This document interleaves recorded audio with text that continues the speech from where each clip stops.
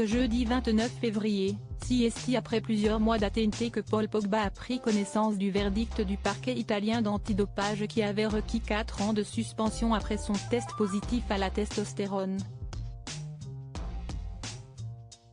Plus d'un an après sa guerre interposée avec Mathias, son frère aîné, Paul Pogba a fait la une de l'actualité en raison d'une nouvelle particulièrement inattendue: il a été testé positif à la testostérone lors d'un contrôle antidopage. Une énième polémique qui lui a valu une suspension provisoire des terrains de football par l'agence italienne antidopage. Néanmoins, clamant fermement son innocence, Paul Pogba a été soumis à un deuxième contrôle qui, comme le premier, s'est avéré positif.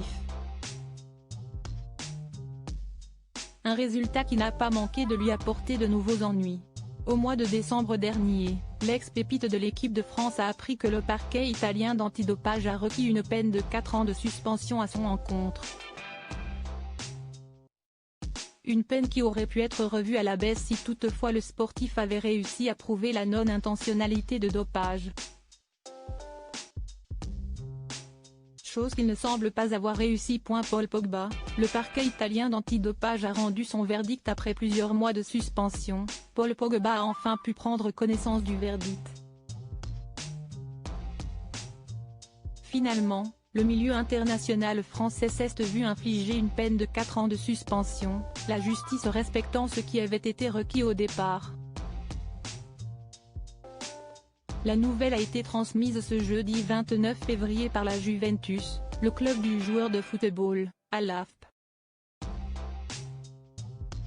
Âgé de 30 ans, il se pourrait que Paul Pogba voie sa carrière dans le monde du football prendre fin immédiatement et qu'il ne parvienne plus à faire son retour au sein de l'équipe de France. Néanmoins, d'après les dires de l'un de ses proches, Paul Pogba n'entend pas se satisfaire de ce verdict. Bien sûr qu'il va faire appel, a-t-il déclaré, toujours auprès de l'AFP. À voir désormais si Paul Pogba parviendra à convaincre les jurés de son innocence lors de sa prochaine audition.